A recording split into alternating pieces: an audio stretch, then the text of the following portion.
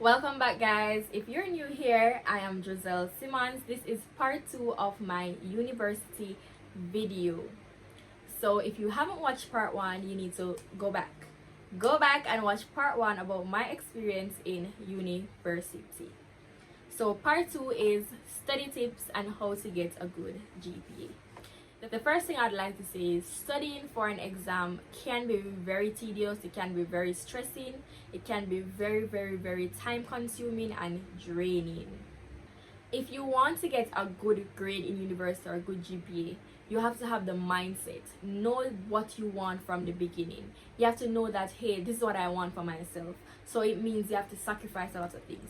You have to sacrifice some of your social time. You have to sacrifice some of your day-to-day activities. You have to sacrifice a lot of time just to focus and to really say, all right, this is what I'm gonna do. I'm gonna study, and you get me. Try to make yours on my face so you can, and you can see me. Yeah. So you have to sacrifice. For studying, I would say the 3 R's, they really work. You need to read, right? You need to revise, and you need to recite. So let me go through it. When you get an exam outline and you have an exam coming up, I would say read through the material. Ensure that you know the material and you understand the material. Not just know the material as in, alright, I know it on the paper. You need to learn to understand the material. It's when you learn to understand the material, that is when it's going to really become easy for you. So for me, going through university, I ensure that I understand what the material is saying. Right? After I read the material, I ensure that I understand. Then I ensure that I review the material. Ensure that what I get from the material is actually what it's saying. That's what other people are getting from it. So if you have to go on YouTube and research, you have to go on Google and research, do the research. Do your researches. So review, then recite. Say the material over and over. For example, I'm going to go on a wild example. I studied economics. So demand and supply. You're going to read the material. So it's going to say, demand is the willingness and ability of a consumer to purchase a good at a particular price at a particular time. So again, demand is the willingness and ability of a consumer to purchase a good at a particular time at a particular price. Basically. Then you're gonna make sure you understand the material. So that's alright. Demand is the willingness of a consumer to purchase a material at a particular price at a particular time. Make sure you understand that. And then you're going to recite it. You're going to say it over and over till you get it. Then you have the law of demand, right? So the law of demand states, I'm going to use the law of demand for example. The law of demand states, if the price is high, demand will fall. So if the price is high, demand will fall. If the price is low, demand will rise.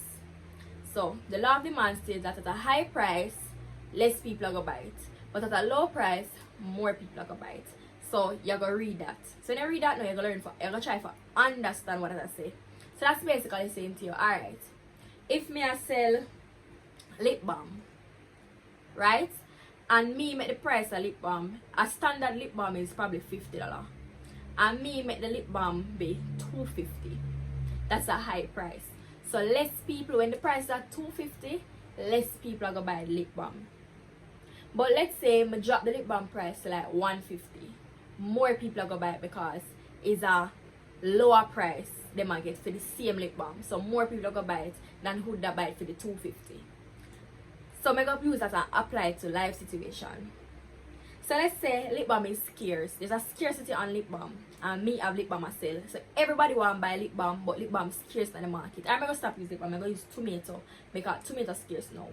Let's say tomato scarce and me I sell tomato. I normally sell tomato for $30 and I normally sell tomato for $30 a pound. All of a sudden tomato scarce. The local people they must sell it for $70. But for them own pretty like my own, and for them own big like my own, and for them own so done, and mine alone I go left. And me alone have tomato now. Everybody's tomato done, me alone have tomato now. I go sell my own for $2.30. People are going to buy the tomato. I'm going to tell you why. Because it's scarcity. You can't get it anywhere else, so they don't have a choice but to buy it. But at the same time, only who can afford to buy it at that price at that particular time is going to buy it. So the demand for tomato is high, and because the demand for tomato is high, we can raise my price because people will still buy it, and that cause a crowd out effect. Because what I'm going to know, who can afford to buy the tomato and go buy it, so it's going to level the playing ground. So only who can afford to buy the tomato at this high price is going to buy it. So that's going to diminish the scarcity. It's going to make the scarcity less.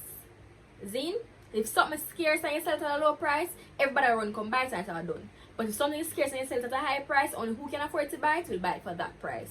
Likewise, let's say tomato was in abundance, till the man has spoiled. One heap of tomato and bad now buy tomato has spoiled. And you normally sell it for $2.30. You have to go drop the price down to a $70 or a $30. When you drop the price now, the price is low, so people are going to run come buy it and say, yeah, tomato are self liquid and when they run come bright. So what that do, it make the tomato them stop spoil because alright, market demand get high because the price is low, demand get high. So everybody are going to run come buy the tomato, so less tomato going to spoil. Understand me? So you have to learn to understand the material, revise the material, and recite the material. So explain to yourself and do it over and over. That's how I study. I make sure I understand the material. And I explain the material to myself as if it's a teacher teach me. Then I make sure when I read through the material and make sure when I talk about correct. I do my research to make sure that other people are say and that other website are say and that so it go, so it happen. And then I make sure I retain the knowledge, I remember it. So that's not swatting, that is literally studying. So you're going to read, review, and recite the material. Zine. Tips for last minute studying. Alright, if you're like me, I do a lot of last minute studying. So tips for last minute studying.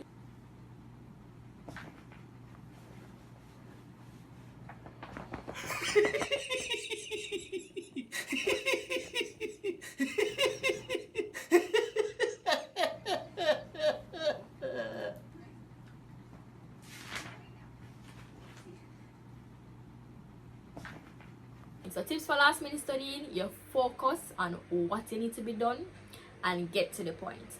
So when you're last minute studying, you need to ensure that you have a space for yourself that's silent. You need to make sure you have a time stipulated for studying. So you're going to lock down the whole of Sunday, because this is last minute Sunday. Exam on Monday or exam on Tuesday, you're going to lock off the whole of Sunday to study. You're going to take breaks in between, but you're going to make sure that day is for studying. You're going to organize the material. So alright, I'm going to study that topic here first. Then I'm going to move on to this topic. And I'm going to move on to this topic. So you're going to say, alright, I'm going to study demand and supply for 2 hours. Then I'm going to take a 30 minutes break. After I take the 30 minutes break, I'm going to study poverty index or the poverty line index for the next 3 hours. Then after that, I'm going to say, alright, I'm going to go on to the Gini coefficient or, you get me? You have to stipulate the time for what to study. This is last minute studying, so you have to make sure you have a time allotted for each section. So you make sure you still cover all of the material you need for the exam. When you're on last minute study, you can't go just cover everything and understand everything. Some things face realize you do it so you not understand, you have to just swat it. You have to just understand at this them say happen.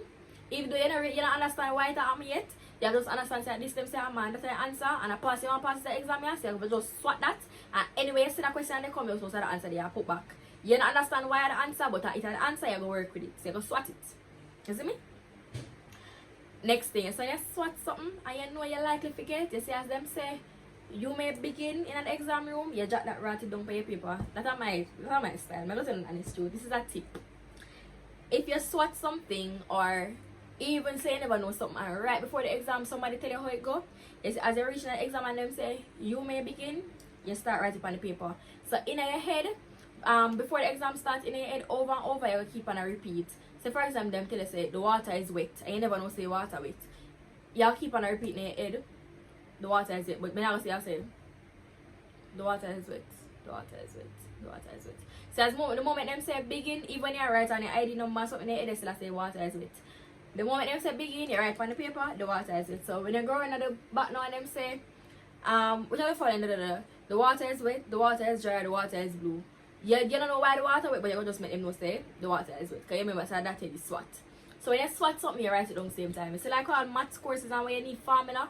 me remember the whole life family them in my head. Me just herp on remember them. So as soon as them say begin, me just write down the whole life family them on the paper.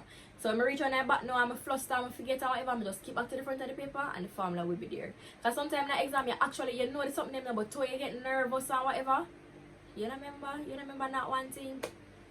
So it would have only better or that only good if I did write it down. So I make sure I write them down. Can you get kicked from university? Yes. If you don't have a GPA above, if your GPA, I think it's either below 2.5 or 2.0. Once the GPA falls below that, you automatically no. If your GPA falls below 2.5, I think that you get a letter from UE that says required to withdraw. So UE is asking you to withdraw yourself from the university. That doesn't mean you're getting kicked out. Just asking you to withdraw yourself. If you continue getting low grade after that, or if you continue getting low grade after that, then we can kick you out, like give you a leave to make you know say you're out of the university because your grades and then if you get a required to withdraw thing, I think you have to go to the dean of discipline, speak to them, see how your grades can improve. Yeah, but you can get kicked from the university. How to maintain a great GPA. So how to maintain a great GPA would be what I tell you before. Study hard, always aim for a high grade. Either from the mid-semester or the quiz them may add on to probably like 5%, 10%, 1%. Make sure you ace them quiz there, because that 1% there can do you good. You probably get 49 and they need 1% to pass, and because you never do the 1% quiz, you don't pass. Or you get an 89 and you need the 1% to get the 90% for get an A, and because you never do the 1% exam, you don't get the 90%. So aim high all the time. Whether it's a mid-semester, whether it's a quiz, whether it's a graded assignment, or it's a final exam, always aim for the highest grade possible. That's how you get a good GPA. Every exam, aim for the highest grade. How to ace a course. So how to ace a course, you need to understand the material. You need to attend your tutorials, attend your lectures, and there's a thing called office hours as well at UE. You attend the office hours. So if you don't understand anything, you go to office hours and your lecturers can explain to you, they can help you. Or you go to your tutor's office hours and they can help you, they can work back the material with you. Find ways to make sure you understand the material, and that is how you ace an exam. You have to understand the material, or you have to know for swap good. How to stay focused. For me, I stay focused by always remembering what my end goal is and what I want. So for you, I'll tell you, have an end goal, and no matter how you get demotivated or you feel like you want to give up, or always go back to your end goals. Alright, Giselle, this is how you start. So this is what you have to go do for reach by your. Don't give up. Just talk to yourself. Sometimes talking to yourself better than you telling somebody and them telling you foolish, you know. Talk to yourself. Remind yourself why your end goal and why your future goal. Where you see yourself go, and that's gonna make you a better person. That's gonna always make you have a drive to continue, because that's where you want to go. How to not procrastinate. Me can't help you with that one here. How to not procrastinate. How to not procrastinate is just get up and do what you have to do. Remember that you want to have a social life, you know. So in order for you to get a social life, you have to stop procrastinating. You have to just do it in the moment it's given. So just do what it says. Don't procrastinate. If you have something to do now, don't say, alright, weekend me do it. Me famous for that, you know. Alright, weekend me do it now. Just get up and do it now. How to balance a lot. I mean by a lot, yeah. How to balance a lot. Balancing a lot, it takes prioritization. It takes time management. It takes good communication skills. It takes counseling. It takes a lot. If you want to balance a lot, sometimes you have to be doing it from a tender age. So for me, from primary school, I've been in speech and drama while going to school. I was prefect, I was deputy head girl, I was this, I was that. You have to learn to balance stuff. In high school, I was peer council president, I was a prefect, I was a part of such and such clubs, I was on the netball team, I was cheerleading captain, but I was still an A student. And I normally find that students who learn to balance a lot of things from a tender age or from high school, it's easier for them in university, or it's easier for them in life to multitask. So even when you're going to the working world, it looks good on your resume. Why? Because your boss knows that, hey, I can put her there, but she can still do this. I can put her here, but if something happens, I can put her over there. So it look good. So I would tell you, multitask. Just find ways to do things, prioritize, time manage. So alright, I have school from 7 to 2, but then I have netball training from 2:30 to 5. So when 5 o'clock comes, I'm going to take 1 hour, I'm going to reach home 6. When I reach home 6, the first thing I'm going to do is bathe and come do my homework. After that, I can lay down and cook up on Instagram, laugh with everybody, post my picture. You have to prioritize, time manage. That's the only way you can balance a lot of stuff. And then there's certain things that will come up, you have to go just say no to. No, I can't do this. No, I can't go this. So, no, this is what I have to do. No, you have to can't say no to. Study plan. Yes, so my next tip on how to get a great GPA, you have to have a study plan. For me, alright, I have to find a study pattern. You have to know what works for you. In high school, in 6th form and in first year of university, writing back whatever notes or rewriting stuff work for me. Once I write it out, I automatically start remembering it. Because once I write it out, I read it and I try to understand it while I'm writing it, and then I retain it. Right? So if writing it out works for you, write it out. If printing it and reading it after works for you, print it and read it. If highlighting it and going through works for you, do that. If listening music while studying works for you, listen music and study. If listening music and study works for you, listen music while study. If a quiet space is what you need to study and focus, get a quiet space. If going to the library works for you, go to the library. If studying with friends works for you, study with friends. If studying alone works for you, study alone. You have to find what works for you. For example, when I was in first year and high school, writing down stuff worked for me, and listening music while studying works for me. Second year going into third year, I could no longer do that. Like, studying music annoyed me. I had to study in peace and quiet to understand. Writing down stuff no longer worked for me because it was so much material. I couldn't manage to write down everything and still remember it and have other things to do it. No, I have to learn to just print the material and highlight and go through and learn to understand that way. And if there's any additional information that I need to do, I have to learn to just highlight and go through. And if there's any additional information that I need to do, I just jot it down on the paper above it or something. But writing it alone couldn't work for me. Listening music just couldn't work for me. So you have to find what works for you, and you have to always remember that change is inevitable. Change is inevitable. There must come change. You can't expect it because I always write down things in high school and remember that's how it's going to stay in university. No, you can change. You can't say alright because I normally listen music and study, I so it's going to stay right to university. No, that can change too. So you have to remember that change is inevitable, and you have to be open to change. You have to be acceptable. You have to be accepting for change. You can't just say, alright, no, this me used to, so I'm going to stick to it. No.